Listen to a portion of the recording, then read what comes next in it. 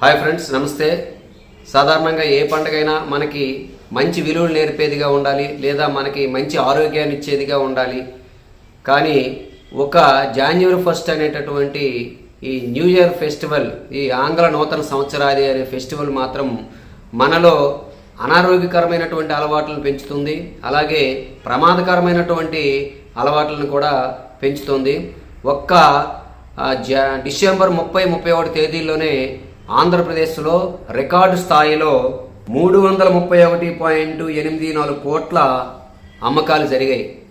అంటే ఎంత స్థాయిలో మద్యం అమ్మకాలు జరిగాయో చూడండి. ఇదంతా ఎక్కువగా కన్జంప్షన్ చేస్తున్నది యువత.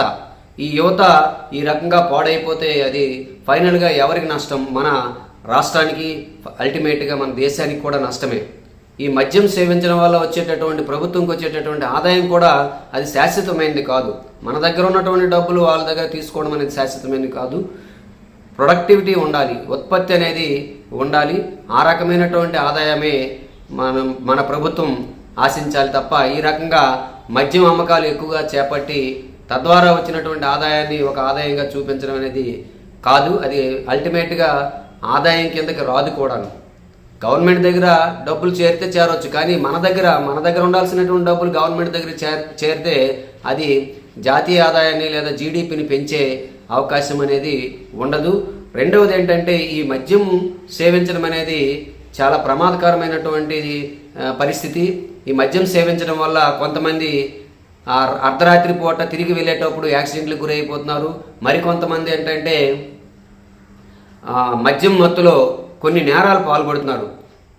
అంటే అమ్మాయిల మీద అత్యాచారాలు చేయడం కావచ్చు, మహిళలపైన అత్యాచారాలు చేయడం కావచ్చు, లేదా రకరకాల దొంగతనాలు కావచ్చు, కొట్లాటలు కావచ్చు. ఇలాంటివి బయటకు వచ్చినవి కొన్ని, రానివి కొన్ని చాలా సంఘటనలు జరుగుతున్నాయి.